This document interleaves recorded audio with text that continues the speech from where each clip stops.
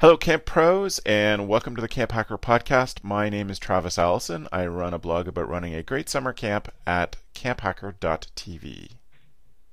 And my name's Gabrielle Rail, and I'm one of the directors at Camp Waro. Camp Waro is an all-girls camp situated in the Laurentians in Quebec, and I'm calling from Montreal. My name's Joe Richards. I'm the Executive Director at Pierce Williams Christian Center, which is a United Church of Canada summer camp and retreat facility located about halfway between Toronto and Detroit. I'm Rebecca Jess, or at camp they call me Palais, and I'm one of the co-executive directors of the Cairn family of camps. We're a set of 4 camps owned and operated by the Presbyterian Church in Canada. We have a site in Baysville and Muskoka, 2 sites actually in Baysville and Muskoka, one up in Kirkland Lake and one that rents out of another site in the Muskoka region. Great to have you back. Theresa McDonald-Lee. I'm one of the directors at Camp Kintail, a Presbyterian church camp located on the shores of Lake Huron, just north of Goderich, Ontario, which is about 3 hours north of Detroit and 3 hours west of Toronto.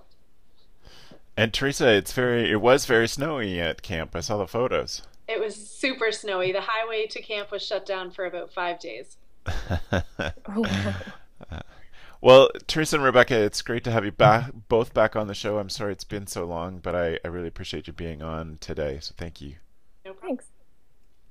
Thanks. Today we're going to be talking about building relationship with alumni, and we've talked about it before, but it's been quite a while, and so I thought we'd do a bit more, talk about it, and bring on some other guests to talk about how their association between the camp and the alumni work. And I think it's an important topic because people who've been at camp as a camper or a staff person,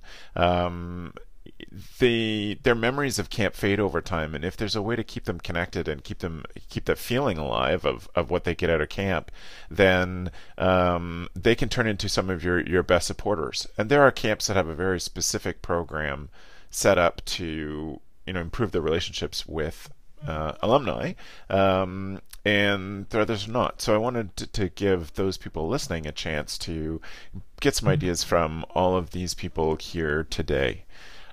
So Gab, what's it like for your relationship with the women who were alumni at Waro?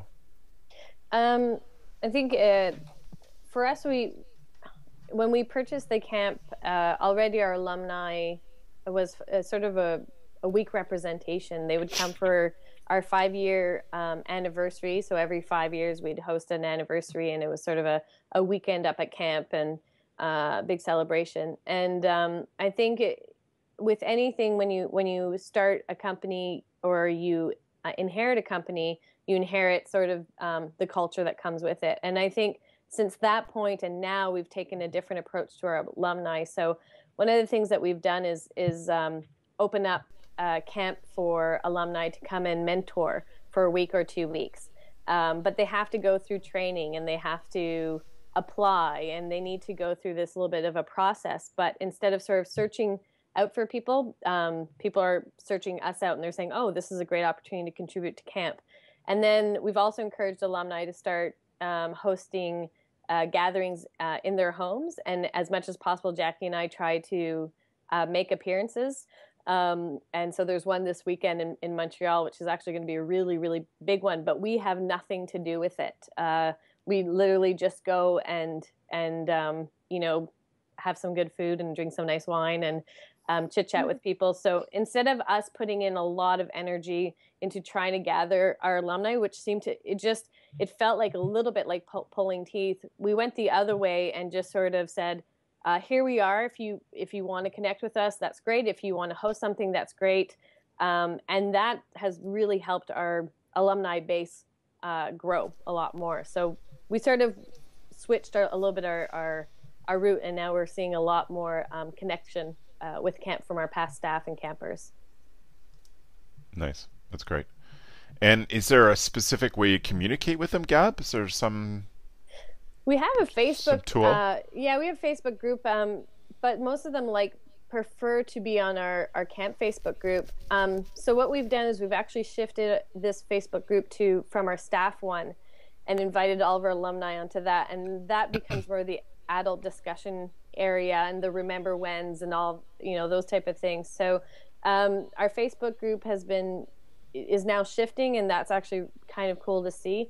And besides that, our women's weekends that we have, we do newsletters and invite all of our alumni to our women's weekends, and that's a place where people come and get together. But besides that, there's nothing much more that we do. It's actually very bare bones, and we don't put too much energy into it. And it's developed into a sort of a nice relationship. Oh, that's great that it's taken off. Yeah. Rebecca, what happens at Cairn? We actually have been working on building our alumni relationships within the last, 4 years or so. Since I came on as director in 2010, we started an alumni committee. And our committee is mostly made up of alumni who were at camp in the early 2000s. So we're working on that. We have a couple people who were there earlier than that now involved. But our committee has, although they've been a bit slow to really take off, they're at the point where they've taken off now. And they're doing some really awesome things. And so it's nice because my co-director and I'm kind of like Gabs was saying, we don't have to be as heavily involved. They like to be hands-on, and they're hands-on for short stints of time when they need to be to get events going or running, and then they still aren't being overworked at all as volunteers on a committee. So we do a couple of big things now. One is an alumni weekend at the end of September every year. We started that. There was one for our 75th anniversary, which was in 2005.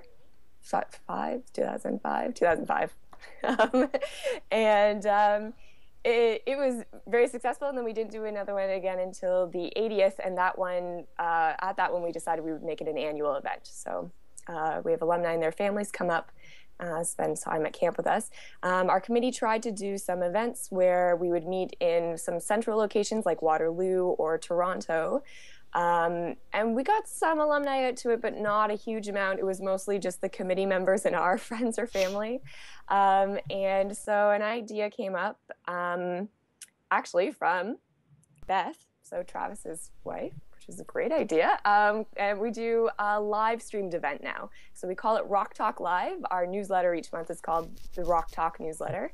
And so Rock Talk Live is an hour-long live stream show. So our alumni can tune in from wherever they are in the world. And we've had people tune in from far away, from far and near. We also have a live studio audience. So we've had youth groups and alumni come and join us in that way. And then we just bring camp to you for an hour. So we do camp songs. We do interviews with alumni to talk about the cool things that they're doing now that they're not at camp, and how their camp experience has formed who they've become. And we have silly characters come on to the show, and we also do a fundraiser. So we raise money for our campership fund as well. And so last year was the first time we did that, and we're doing it again this year in February. And we also did one during our alumni weekend. So we didn't do a big, actually, I guess we did do a fundraiser for that one as well. But we basically just made Rock Talk Live our evening campfire for the Saturday night so that people could tune in again and see what we were doing. So those are the two major things that our alumni committee have done and oversee, and that are very successful for us. And is the committee responsible for getting new members themselves, or do you help out with that? We do help out with that, yes. And that is actually the part that I think we're the slowest at. And our committee has decided that they would like to start to make up some sort of a package that they can hand out, especially to our newest alumni. So the ones who have left camp last year, the year before, within the last 5 years maybe, but whose friends still work at camp. So they kind of don't feel like they're alumni yet because they still have all these direct friendship connections, but they're alumni, and we still want them to recognize and associate themselves with camp in that way. And so our hope is to try and help our alumni committee be able to reach out to those people in particular. Yeah, awesome. Theresa, what sort of stuff do you do right now at Kintail? Uh, One of the things that Rebecca said I think is interesting because when staff leave, they are alumni, but when campers leave, they're also alumni. Hmm. And so sometimes that's the trick in trying to figure out how to make an alumni event or any sort of event open to all sorts of alumni, whether they're staff alumni, camper alumni, came and volunteered, and still feel like they're connected. We do not run any specific alumni events, but rather what we've focused on is creating events that anybody can come to, and especially inviting our alumni. So we have a lot of alumni that come to our family camp that runs in the middle of the summer. I would say probably about half of the family camp are alumni, staff alumni specifically, who come back.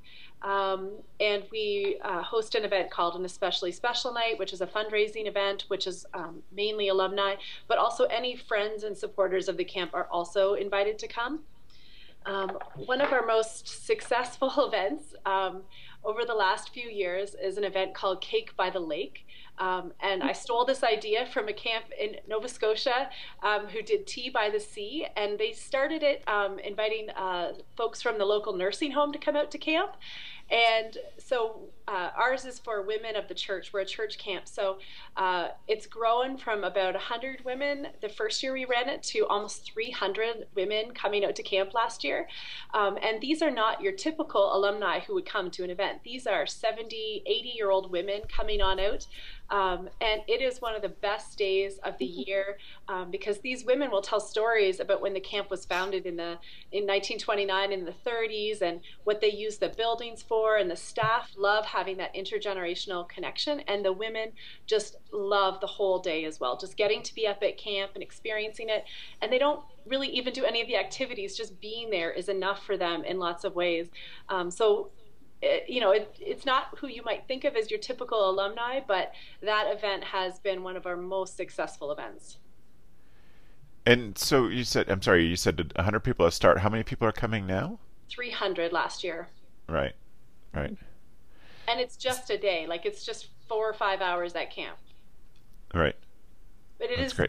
It's a short event, but it's a huge amount of work to get ready for. But the rewards have went both ways because we were doing it as a thank you to the women for their support of camp.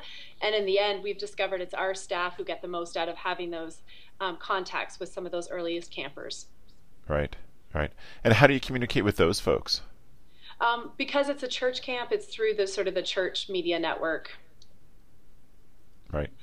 And I would Church say media. too, like Gab was talking about, we have a Facebook group and we have a lot of alumni engaged in that. But because we're a church camp, I go out and I talk to a lot of churches about camp, and that is a way that we're able to connect with older alumni, especially as well, is when we go out to see them. And I think that's something that unique that church camps have, is that ability to make those connections with alumni on their home base as well. Right. I hear amazing stories from alumni, and I also meet alumni from Glenmore and Iona and all sorts of other camps and United Church camps that they're excited to still hear about camping. Yeah, that's awesome. Joe, what happens now these days at Pierce Williams? These days, we're in a unique position where we've been doing a multi-million-dollar fundraising campaign, and so our alumni mailing list has really refined itself. We all believe that we have, we tend to believe that we have this big list of people, but how many of those are moved, be they staff or campers? And doing this, we've really refined that list down to, so we know when we send out the 1,000 pieces of mail, they're reaching 1,000 families. And so alumni base is one of those things where we have a lot of it is church-based, as Theresa said, because we're a United Church camp, and a lot of it tends to be staff. So our family camp, we actually call our family and alumni camp weekend, which encourages alumni who don't have kids to come back, but those tend to be a lot of staff members as well. And it is the majority, I would think that there's probably about at least half of our family campers are alumni and we're on staff.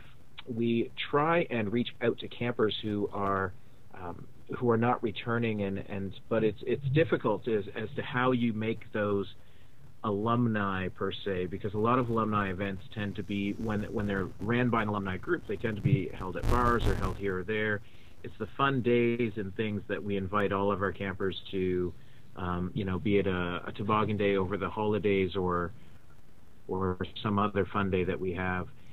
We don't have a, per se, alumni group that is self-managed, and we don't do a lot to push it. And this is historically, when I was at the Taylor Staton camps, it's one of the things I learned there, which is it needs to be for an alumni association to run effectively, it needs to be self-managed by them. It can't fall back onto the office of camp, because the office of camp, it's sort of this twofold thing where the value, if you're a private camp especially, money comes from campers paying to come to camp. Millions of dollars comes from campers paying to come to camp. So how much time are you going to dedicate to alumni at a private camp? From a non-profit standpoint, there's money in alumni, right? There's people who have had this connection with camp, and then can come out and feel that connection in some other way. So we hold Thursday night campfires, where that's our visiting night. So previous staff members who want to come to camp and experience something during the summer, it's Thursday night. It used to be when I arrived, they would just ask if they could come any night. And I was like, nope, Thursday night campfires is it. But Thursday night campfires is also the night where we'll bring potential donors out and partners, people who we want to partner with and people we want to see and re-experience that level of camp. And getting alumni, so we started in 1961, getting alumni who are still alive, who helped start the camp, is important to us so that we can have their stories.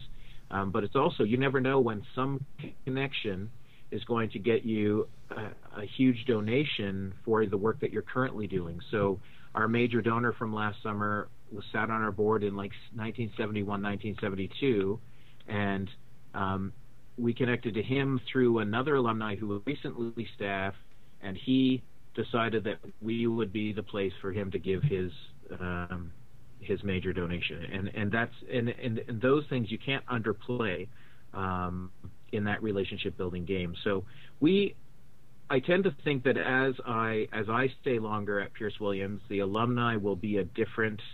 What I've discovered is the longer I stayed, the more connected I left because I came.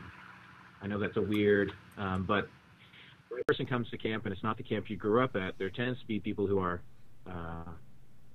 irked, challenged, and the longer I stay, the more those people are coming back on board to say, hey, what you've done is great.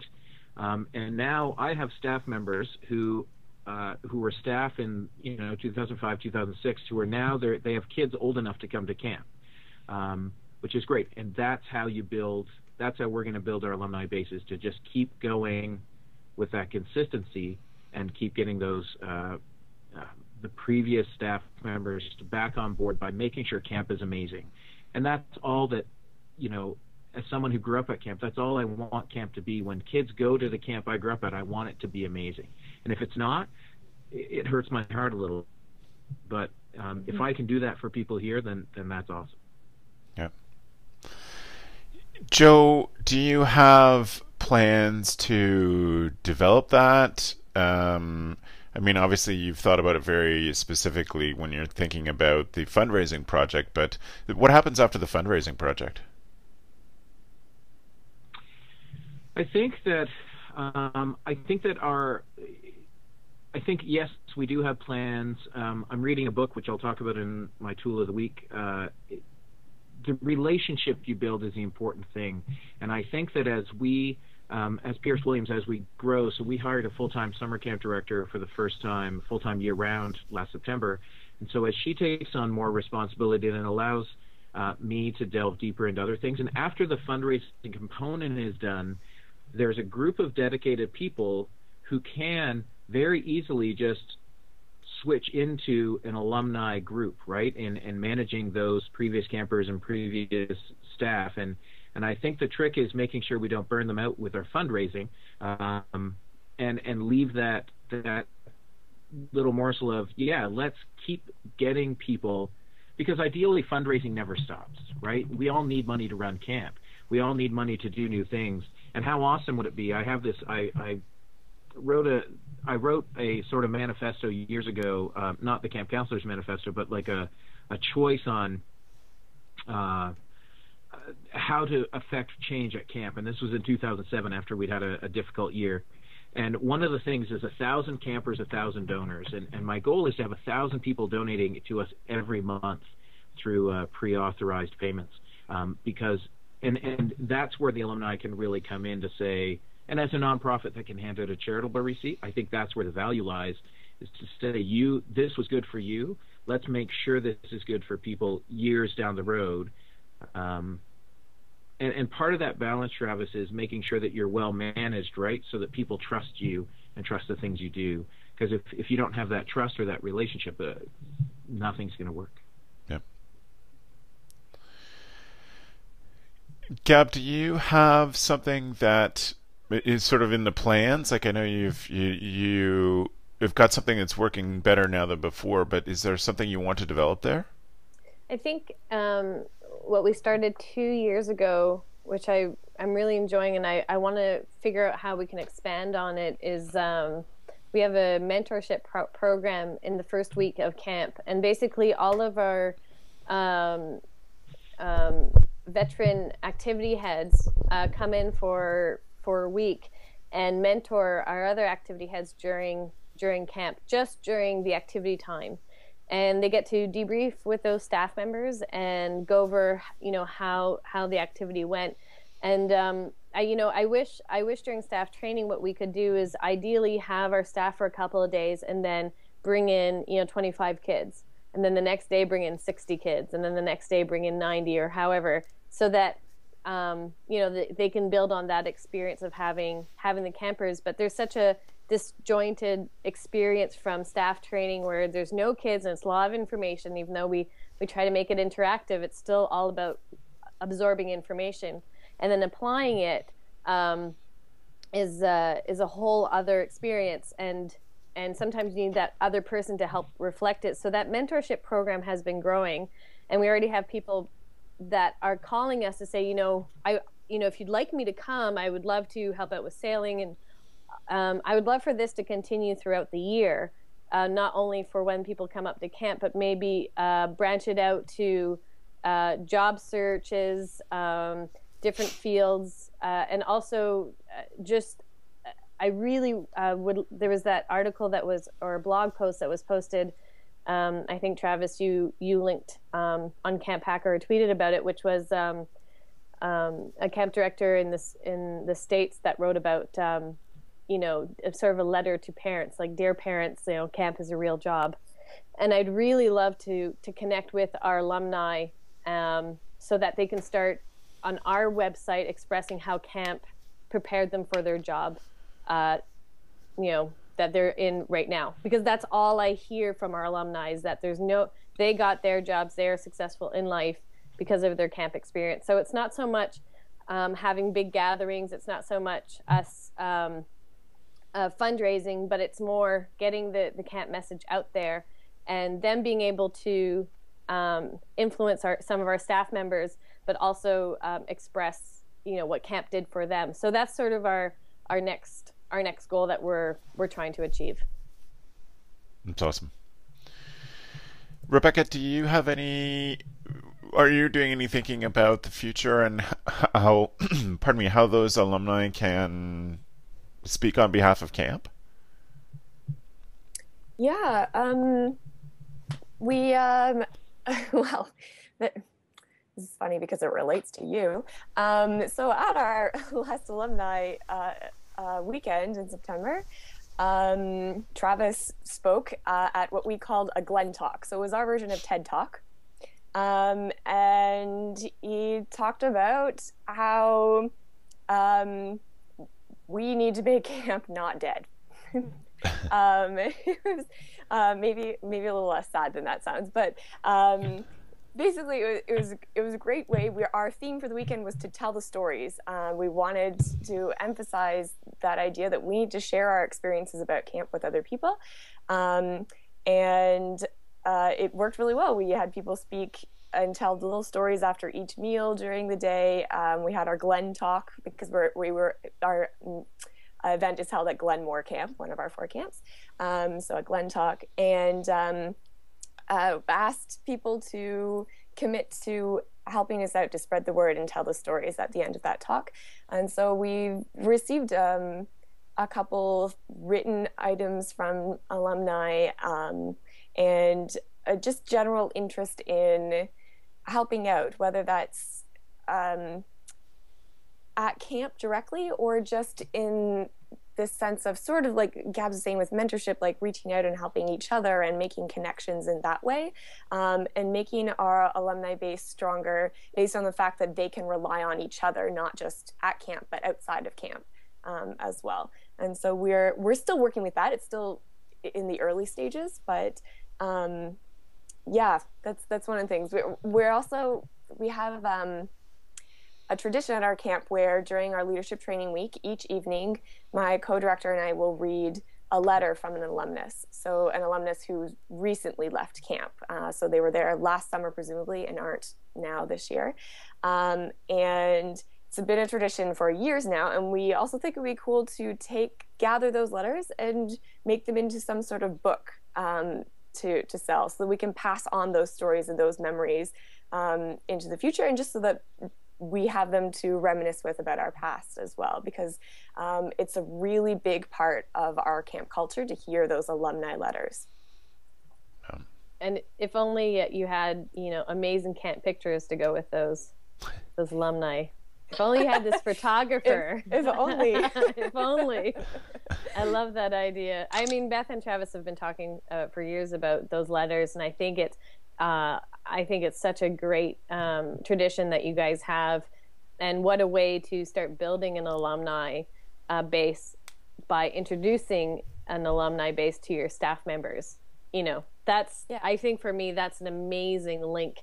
But we have camp stories that we read every Sunday that's based solely on camp and the events of camp, and we made a book out of it about 15 years ago, and all I'm saying is do it. Don't just do it. It's a great idea, and you also have amazing images, even just some of them if you want to just put a couple. But I say go for it. That would be awesome.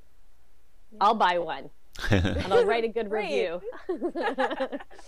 Thanks, Gabs. Yeah. What I like about that idea is that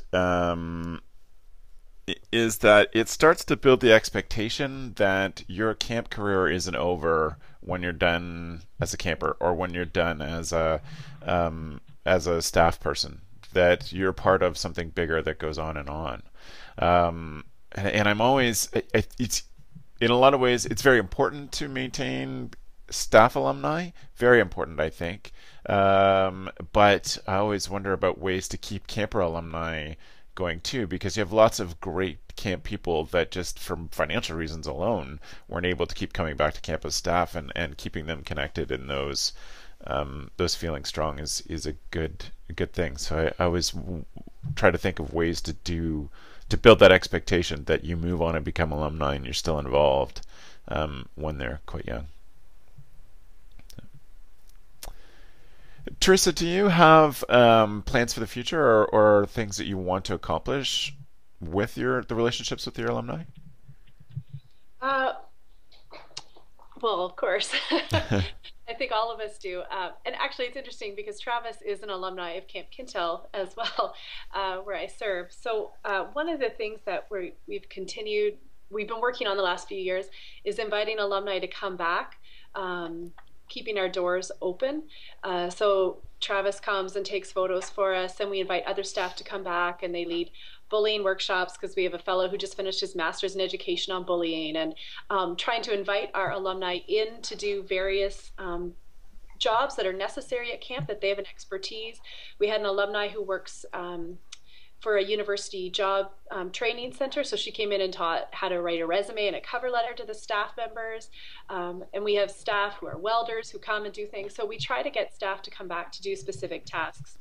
And And that is actually something we found to be really important for alumni, to have a role when they come to camp when we invite them back.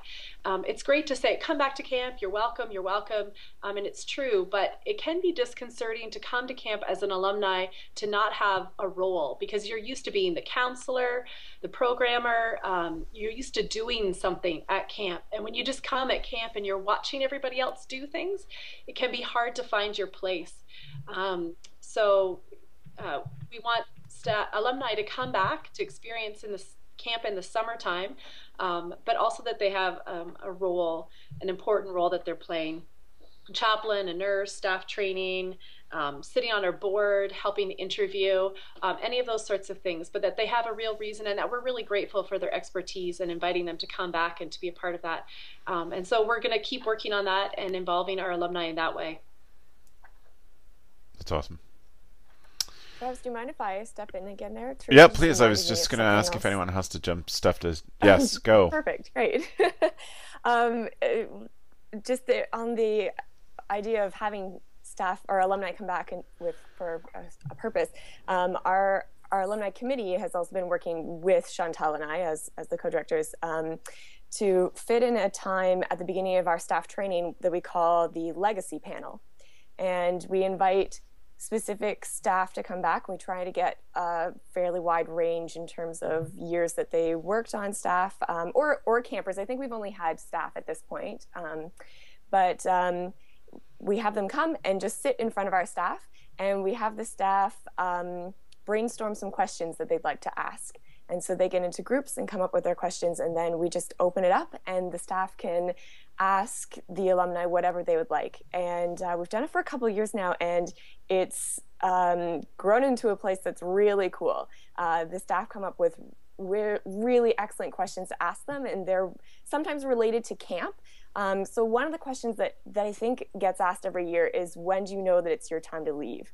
Because I think that's a thing that staff, especially senior staff who've been there for a long time, are really scared of. Like they love camp and they don't know when to balance coming back to camp with when should I try and find a job in my field or whatever that I'd like to work in. Sometimes they ask questions about just the working world, what it's like out there, what they've learned at camp has affected their lives. And that has been a really awesome part of our leadership training, and also gets our alumni back then and gets them talking and involved, and then they can stay for dinner and hang out with our staff a bit and just see what the staff of that year are like and what's going on. Something that's very cool that I'm very excited to continue working with in our programming. Can I just add something too, Travis? That is a cool idea. Go, Theresa. I was just going to say, I think that's a great idea. But one of the things, not a but just something that I've also had to learn in working with alumni is that alumni come with a lot of ideas and opinions as well. So when you're inviting alumni to come back, you have to be prepared to take the time and the energy to spend with them as well. Yeah. Because they might not like some of the changes at camp, or they might need more interpretation about why some things have changed. And so you just have to be really prepared for that. If you're welcoming people back and you mean it, you have to really also listen to them and what they have to say about why camp is important and how they see the future of the camp. Yeah. Joe, were you going to say something too? No, I was just going to say that's a great idea. Getting staff, previous staff, and campers involved in staff training is a really valuable tool. We also do it with for camper alumni. We do some radio advertising locally in this region, and last year I decided I wasn't going to be the voice on the radio. We actually got previous campers to just come in and talk about their experience at camp, and so I introduced it. I recorded a bit that introduced it, but then it was them sharing their experience about camp in a 30-second spot, and the parents and the staff and alumni who heard those things on the radio thought it was amazing because it gets to the heart of what we do. And as Theresa said, yeah, when alumni come back, they can be very particular about the way they remember things, and why has it changed. And trust me, we have experienced this. When you go into a multi-million-dollar fundraising campaign that has a very specific look and feel of how you're going to change the way camp is, tearing down barns and putting up new buildings and doing these things, you hear a lot from alumni. And I think what saves you time and time again is this in the best interest of our campers, right? It's that question that we need to relate back to. And so when alumni bring us ideas or don't want change for change's sake, they're, the question we need to ask as directors is this in the best interest of the campers? And oftentimes our alumni buy into our changes once we explain how this will value and make sure that our program is here for many years to come, so thousands of more campers can come through the program. No, that's great. Anybody have any closing thoughts on the building relationship with alumni? All right. Well, thank you all very much for a great discussion and some awesome ideas. I really appreciate how open you are to sharing them. At this point, then, we will move to our tool of the week. For those of you watching on YouTube for the first time or listening for the first time, our tool of the week is something that each of our panelists brings that helps them be a better camp director. And so everybody has brought a number of different ones. Today you're going to see what they are. Gab, I wonder if you would start with your tool, please. Yeah. My tool of the week is I already showed this to Travis because I was too excited. My tool of the week is my Christmas present to myself. Which is the Canon G16 Powershoot. And the reason why I chose this as a tool of the week is because it has a Wi-Fi option where you can take a picture and upload it onto your computer or your cell phone, and which I think is awesome for social media during the summertime when you don't have time to I know this sounds weird for people that are not camp directors, but people that are camp directors get it. When they're like, you don't have time to take the card out and put it into your computer. Yeah. And you don't have time to do that. So somebody that's not a camp director would be like, what's the difference? This is amazing. So you just walk into your office, you press a button, and boom, it's on your computer. It's on Facebook. For me, I've been using it, practicing with it, and I've been carrying this around with me all the time, which is obviously the difference between a DSLR that has a big lens. And I try to carry that around camp, but it is restrictive. The other thing about this camera, which is really, really cool, is that unlike point-and-shoot cameras where you can't adjust the settings too much, this has like full adjust capabilities. So you can play with your ISO, you can play with a whole bunch of other buttons.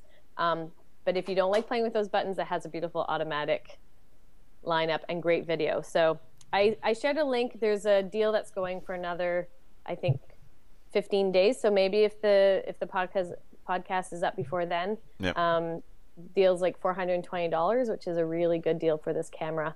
So basically for the Wi-Fi and for the amazing video and photo stuff, I think it's a great purchase. Right on. There we go. Thanks, Gab. No problem. Theresa, what's your tool? My tool is a book called Switch by Chip and Dan Heath. And the subtitle is How to Change Things When Change is Hard. So it's a really readable book. The person I direct with is my husband, and he has an MBA, and so I'm always struggling to keep up with him in business matters. And so this is a really great book that sort of helps get some of that behavioral stuff about why people don't like to change and what helps them to change, and different ways and avenues in which you can help your organization and yourself to change as well.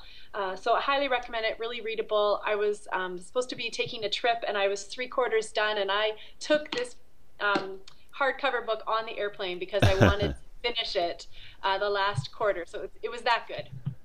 That's awesome. It is a great book. Good pick. Joe, what's yours? My pick is also a book. a book called The Generosity Network, and there's a link through in the notes. So the Generosity Network is new transformational tools for successful fundraising. So I have been I'm still on a 3-month sabbatical, which is part of some church policy that I took advantage of. And I toured Australia, and that was part 1 of my educational component. Part 2 is doing some reading on fundraising, because when I go back to work, our summer camp director has taken over a lot of my camp duties, and so half of my time is going to be focused on fundraising millions of dollars over the next little bit.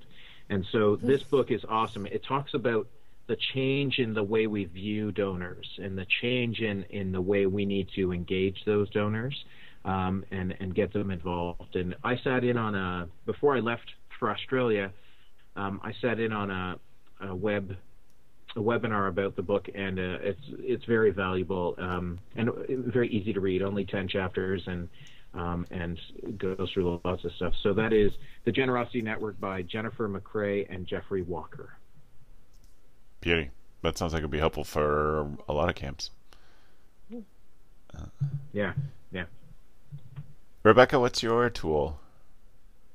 My tool this week is PicMonkey, which has already been done before, but it has a new feature that I wanted to talk about.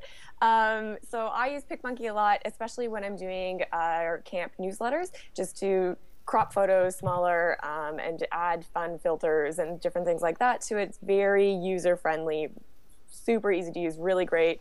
You can pay for it if you want lots of fancy stuff. I use the free version, and it definitely meets all of my needs. But the part that I like most about PicMonkey now is that if you have stuff that's on Dropbox, which again, when you're working in camp and you have, at least for us, we have a social media director and I have a co-director, and we have different people doing different jobs throughout the weeks. So we tend to now just throw all of our photos onto Dropbox, and you can now access all of those photos through PicMonkey. So when I say that I'd like to get a photo, it says, would you like to upload it from your computer or get it from Dropbox? And then I can get it directly from Dropbox instead of plugging in my external hard drive or plugging in like Gab was saying, getting that camera out and plugging it in to get all the photos onto my computer. They're already there. They've already been going there all summer.